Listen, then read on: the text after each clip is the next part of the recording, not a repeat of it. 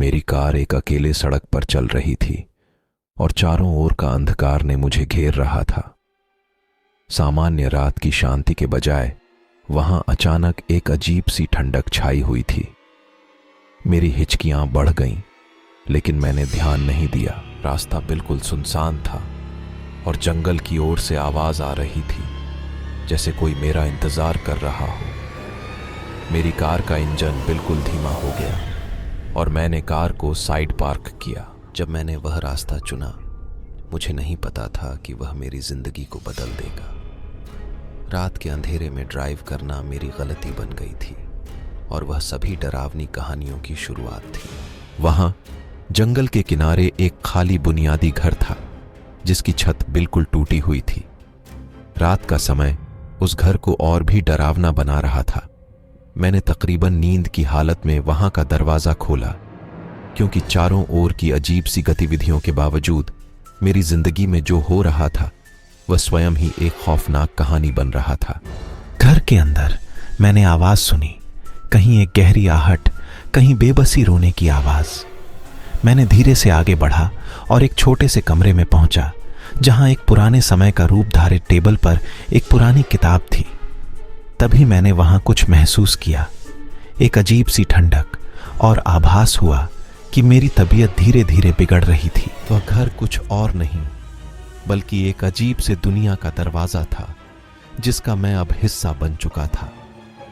जब मैं वहीं खड़ा था, मेरे सामने से एक अंधेरे क्षण की झलक दिखाई दी। यहां कुछ बदल गया था और अब मैं अदृश्य साए को महसूस कर रहा था, जो मेरे साथ खेल रहे थे। धीरे धीरे मेरी चीखें आसमान छू रही थीं, लेकिन कोई सुनने वाला नहीं था।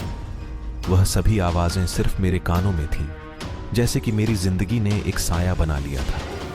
अचानक वह अंधेरा मेरे चारों ओर से आंधी की तरह चढ़ा और घर की दीवारों से अजीब सी आवाजें उठने लगीं। वहां कुछ भूतपूर्व ताकतें थीं, जो मेरे साथ कहीं और भी कुछ कर रही थी। मैंने देखा कि रूखे रूखे दीवारों पर छाए चेहरे बन रहे थे, जिनमें कोई आंखें नहीं थीं, लेकिन वे मेरी दिशा में देख रहे थे।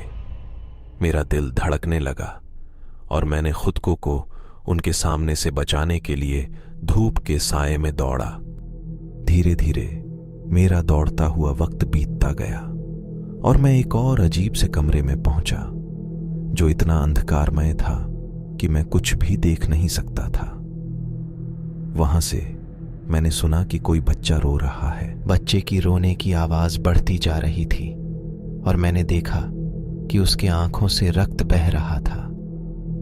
मेरे पास जाने का कोई रास्ता नहीं था, क्योंकि वह अजीब से बालों की राख में घिरा हुआ था, जो मेरी राह को रोक रहा था।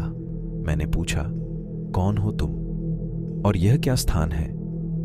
उसने मुझसे कहा, हम उस दुनिया के बीच हैं जो तुम लोग भूल जाते हो जब रात के अंधेरे में ड्राइव करते हो।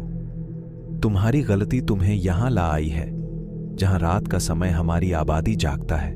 उसकी बातों से मेरा दिल कांप उठा और मैंने महसूस किया कि मैं एक और दुनिया में खो चुका हूं, जहां रात की गहरी ताकतें राज करती हैं। बच्चा मेरी ओर बढ़ा और कहा, तुम्हें अपनी गलती सुधारनी होगी। अब तुम्हें यहां रहना होगा, हमारे साथ। उसने मुझसे कहा कि रात के समय अच्छे से ध्यान से ड्राइव करना चाहिए, क्योंकि यह एक और दुनिया में ले जा सकता है। मैंने वहां रहने का निर्णय लिया, लेकिन मेरा दिल अब भी कांप रहा था। वह बच्चा मेरे साथ रहने के लिए तैयार था और हम दोनों उस दुनिया में साथ बढ़े। जब रात की गहरी ताकतों का सामना करना पड़ा, मैंने सीखा कि अपनी जिंदगी को बेहतर बनाने के लिए हमें अपनी गलतियों को सुधारना होता है। रात के अंधकार में ड्राइव करने से पहले हमें सजग रहना और अपनी दिशा में सही रास्ता चुनना बहुत महत्वपूर्ण है। आज भी जब मैं रात को ड्राइव करता हूं, मेरी आत्मा में वही घबराहट है, लेकिन अब मैं ध्यानपूर्वक हर कदम सोचता हूं।